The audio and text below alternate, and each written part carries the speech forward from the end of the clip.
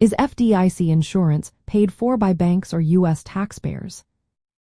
Imagine walking into a bank and feeling confident that your money is safe no matter what happens. That peace of mind comes from something called FDIC insurance.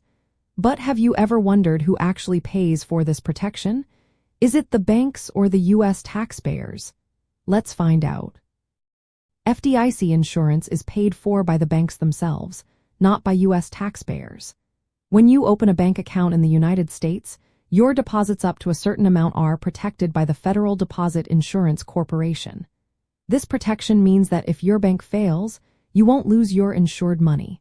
The FDIC is funded through premiums that banks pay.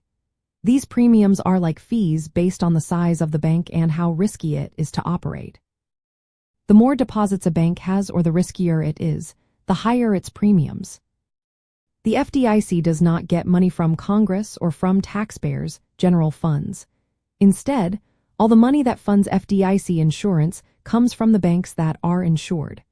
Every bank that wants to offer FDIC insurance must pay these premiums regularly. The money collected from all these banks goes into a special fund called the Deposit Insurance Fund. This fund is used to pay depositors if a bank fails. If the fund gets low, the FDIC can ask banks to pay higher premiums to rebuild it. In rare cases, the FDIC can borrow money from the U.S. Treasury, but banks are expected to pay back any borrowed money through future premiums. Even though the U.S. government's full faith and credit supports the FDIC, taxpayers do not pay directly for bank failures. The insurance is paid for by the banks, not by taxpayers. When you see the FDIC logo on a bank, it means your deposits are protected, and that protection is funded by the bank itself.